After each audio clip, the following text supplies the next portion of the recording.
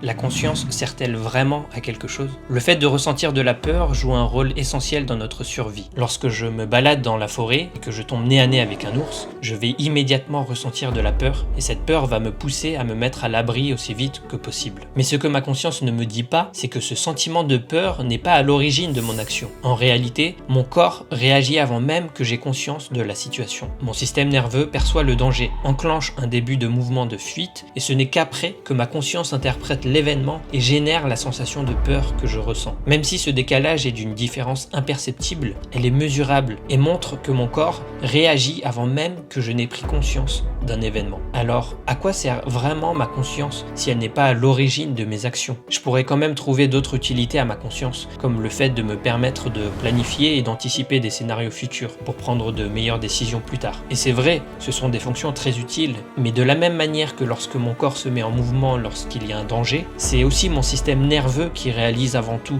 des échanges d'informations pour planifier ma journée du lendemain. C'est l'information qui se trouve dans ma mémoire qui me donne ce sentiment d'unité de mon identité. Le fait que je ressente ce que ça fait que de penser et de ressentir n'est pas indispensable à ces tâches. Mon cerveau peut le faire tout seul. Alors est-ce que la conscience subjective, ce que ça fait que d'être et de ressentir, sert vraiment à quelque chose? Si cette conscience subjective n'est qu'une conséquence d'un réseau complexe qui se trouve dans mon cerveau et n'apporte rien de plus à mon organisme, pourquoi est-elle là? Ma conscience fonctionnelle sert à ma survie, mais à quoi sert ma conscience subjective?